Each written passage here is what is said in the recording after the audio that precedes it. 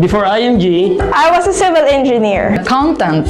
I was a plain housewife. Before IMG, I used to be a doctor. I was a maintenance crew. Factoring operator. I'm a housewife. I was an accounting clerk. I am a medical doctor. I am an engineer. Before IMG, I used to be a teacher. I was a government employee. A production worker. I am a bank employee. Before IMG, I was an admin staff. I was a seaman. A design engineer. I was a deli manager. I was a telecom engineer. Before IMG, I was quality director. I used to be a doctor. A production operator. An industrial engineer. IT home-based freelancer. Before IMG, I was a manufacturing specialist. I was an exporter. Admin officer. I was a florist. Before IMG, I was a service crew. I'm great. I am great. I am G. I am great. I am G. I am G. IMG. I am great. I am MG. I am great. I am great. I am great.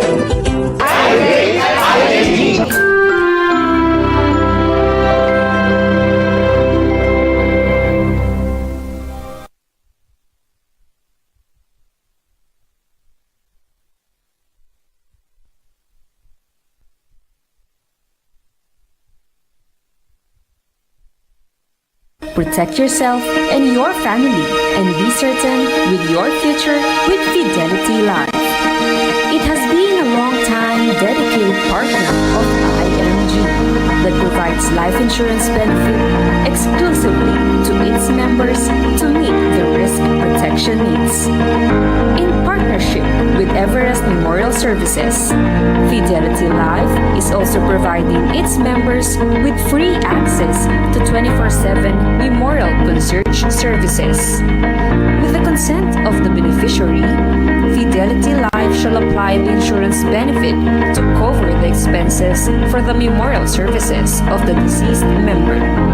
At Fidelity Life, the care of our members and their families is our first and most important business. Be life confident by protecting your loved ones and securing your future.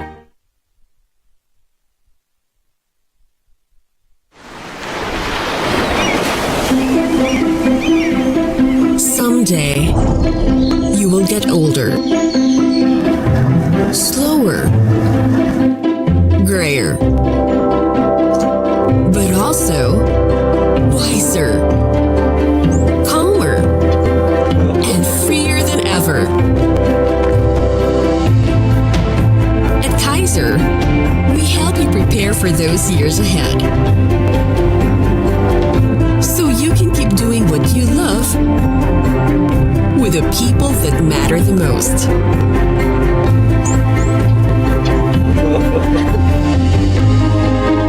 Prepare for your future today.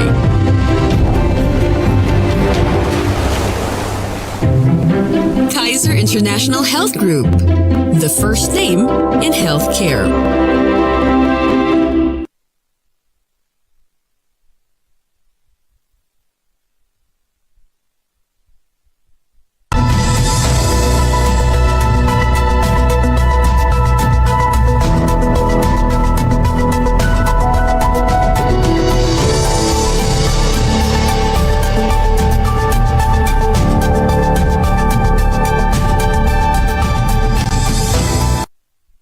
Mga kauban, welcome to another episode of Open Line News Media Forum here on MyTV Cebu, where all of our lines are open to discuss the latest and most relevant issues in business, governance, politics, economic, security, among many others.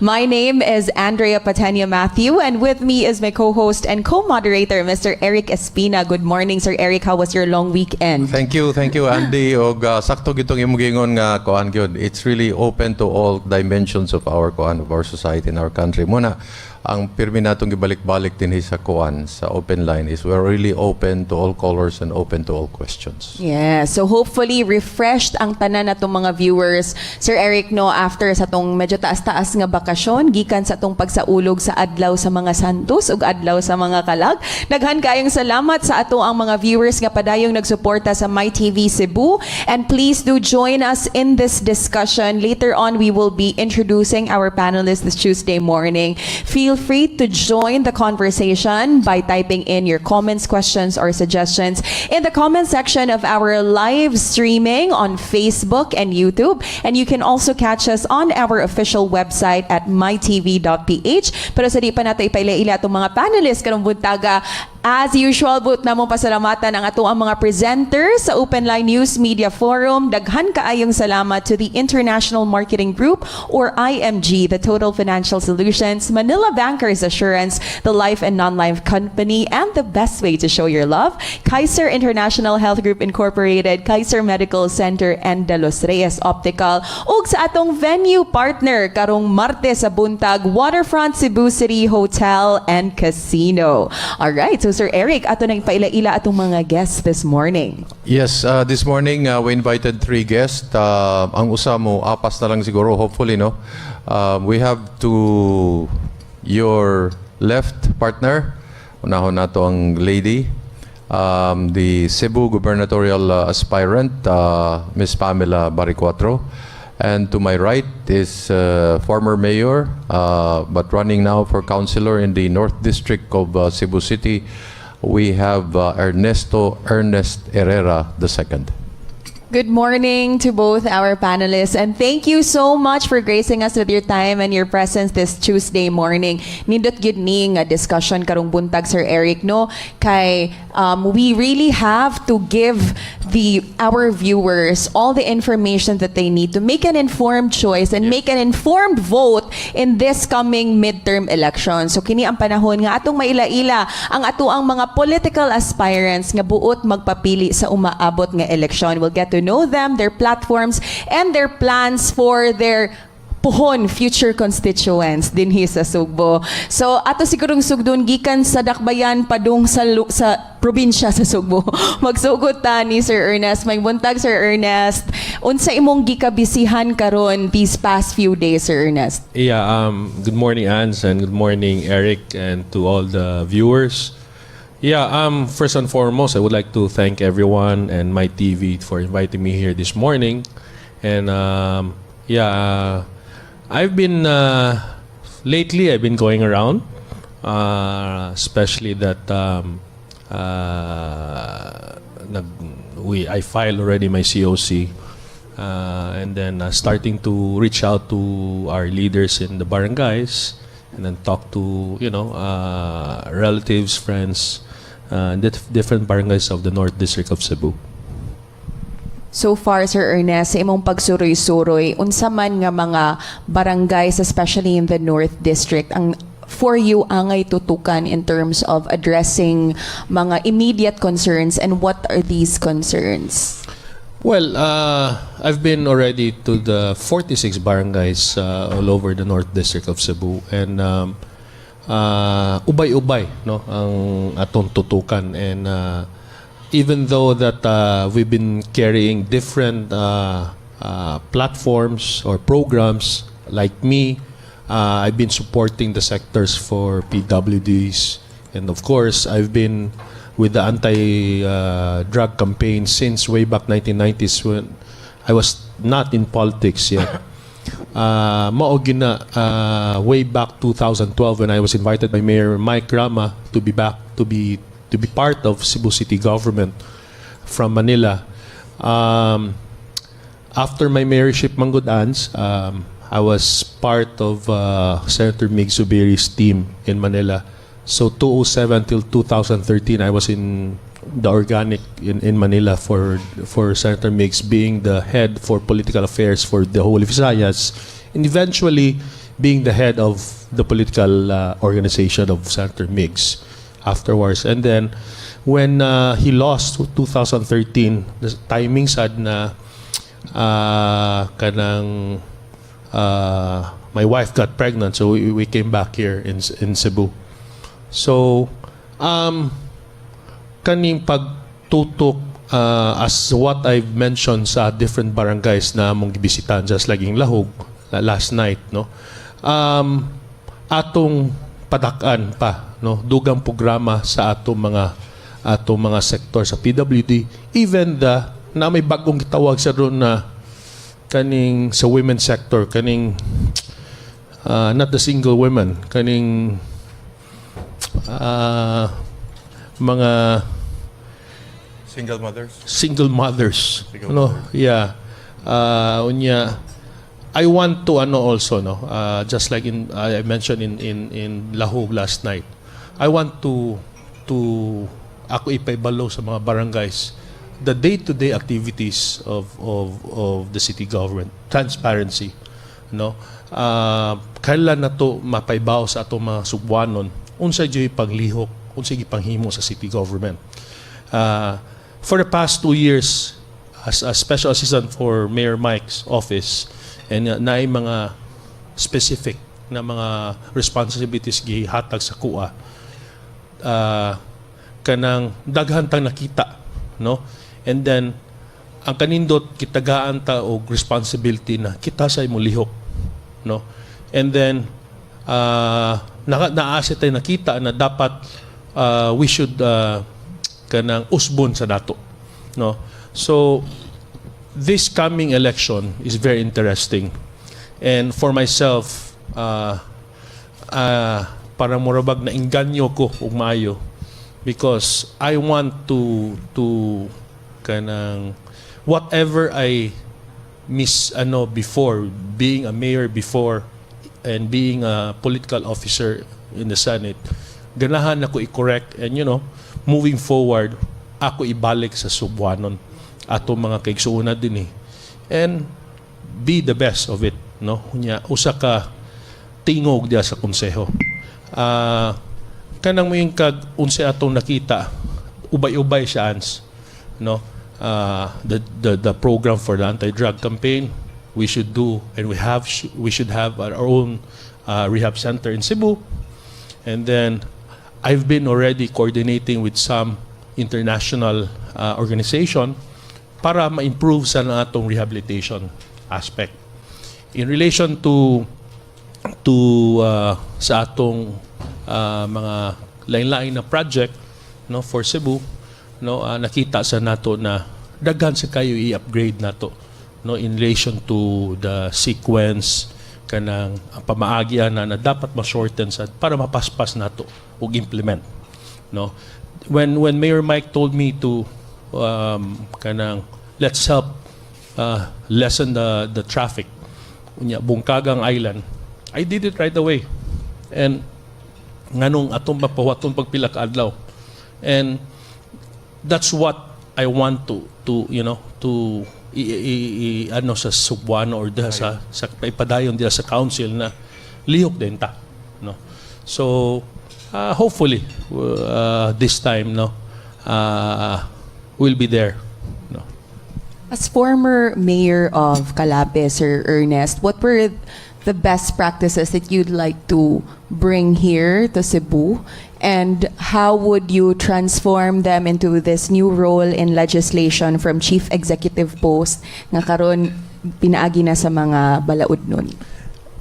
For one, efficiency. Back being a mayor before, in the first 3 months, what I did was to get rid of the drug issue or drug problem in our town.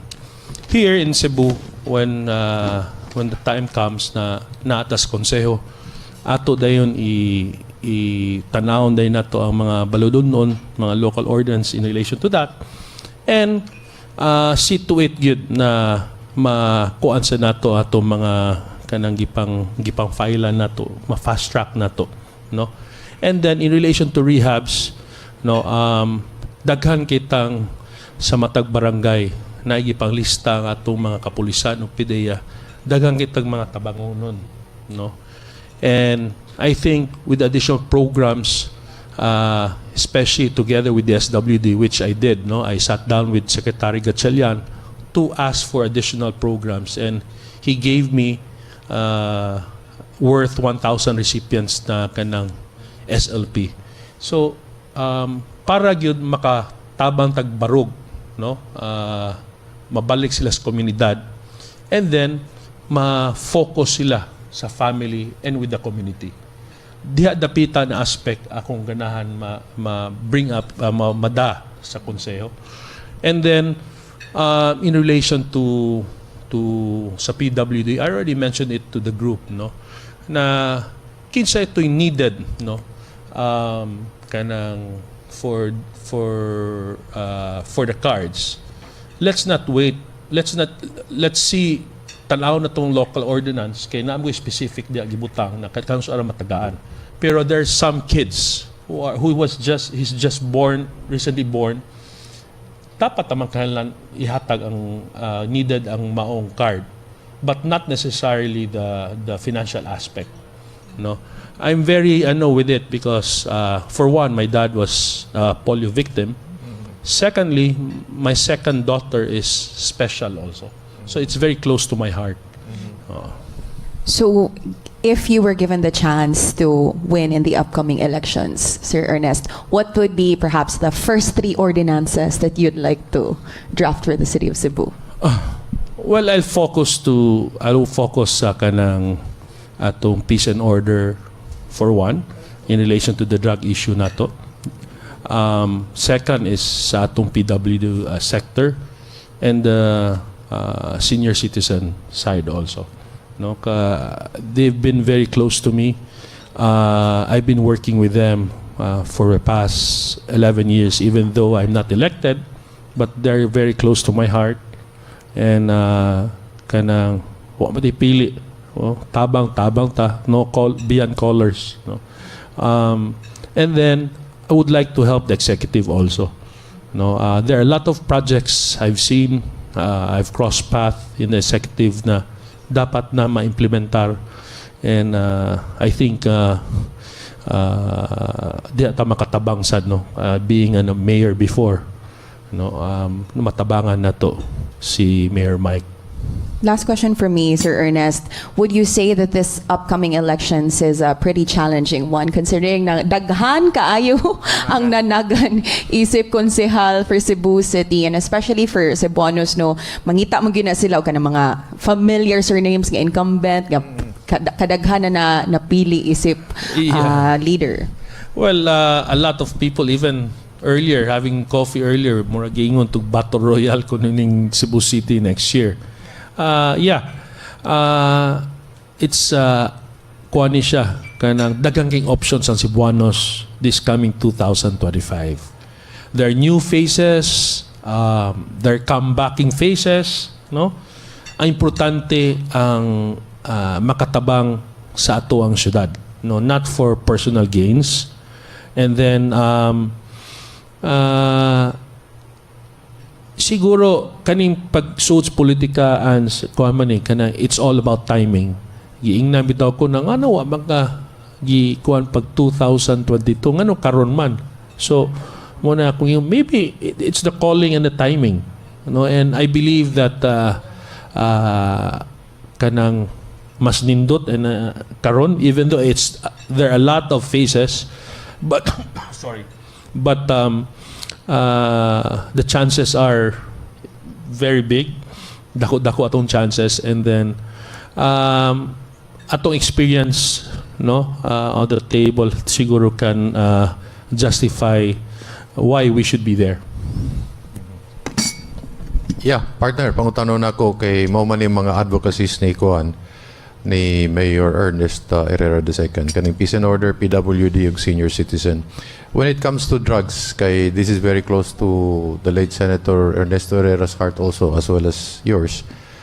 How would you assess now the current status, state of our drug problem in Cebu, and how can you put a dent, malumpingan nato gamay kaning kuan problema sa droga?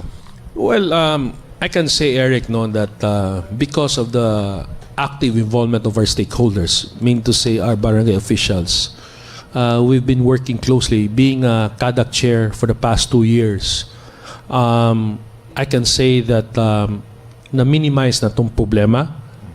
Let's just not kanang gamayng pikot or unsa na close atong mata basig masipyat ta ba, no? Piyong, gamayng piyong. Now, so far, with the close monitoring with the barangay officials, ang very active nila, no, sa drug campaign together with the DILG and other stakeholders, no. And before I got out from CADAC, there were about 33 barangays na drug-cleared barangays. So meaning to say, ubay-ubay yun, no, ng lihok. And in fact, when I was still CADAC chair, I was trying to push myself and the whole organization na hopefully makuha ang 100% this year. So I just don't know now kung pila nakabook. I'm sure na improvement, na increase of drug-cleared barangays. And then, in fairness of PDEA and our police officers, they're doing well. Kuan lang, kana less muna, di lang tamupiyong kay daghan na ba kayo entry points sa tuang syudad. No? And then katong sa PWD, how should we approach taking care of the city's mga PWD? Well, as I've said earlier, no, dili na to ipilian kung ang parents para nako, this is my personal opinion na kung nakabutar na ba recently or whatever, no. My point is na may uban gud na special kids na, as I've said, was just born few months ago and needed help. So it's but right to give them and extend help, and then do not denying them because their parents are not voters the last time, you know. Mo na kung ganahan i-check niya sa ordinance when I'll be there in the council. No. And sa mga senior citizens nato, apil ba din na ang maintenance or nabay financial support or taas-an ang financial support? How do you see this? Yeah, as a senior citizen, same also, Eric, because I understand that what I understand that ang gitpangtagaan financial assistance, I think those below 2013, there's an ordinance manggod. So I think naay nagtanaw na karon, and especially if I'll be there, I will check on it. That's well, on the other side also, it's the biggest bulk of the budget, no? Being how many thousands now and times 12,000, so it's really big. It's more than billion na budget for per annum for the city. But I don't think it's a problem for Cebu City as long as na kanang they've passed the requirement, you know. Why not give it to them? Do you also urge kanibang advocacy ba nga tanang mga managan kinahanglan magpa-hair follicle test for drug testing? I don't mind. Yeah, why not? No, this year to that extent, but yeah, let's have a drug test just before the campaign period starts. And then the most obvious question is why did you run with the current titular head of Barug, no? And because di man nato makuan gyud nga daghang kang mga amigo sad sa nilaig partido. So how did you end up choosing one party over the other, given that you have also some friends mga kauban sa una sa laing partido po? You know, it's not that hard for one, Eric, no, because in the first place at that time that Mayor Mike has been who talked to me, there was no other option within the group at that time. It just so happened that this suspension came in, murag na mugna paghuman.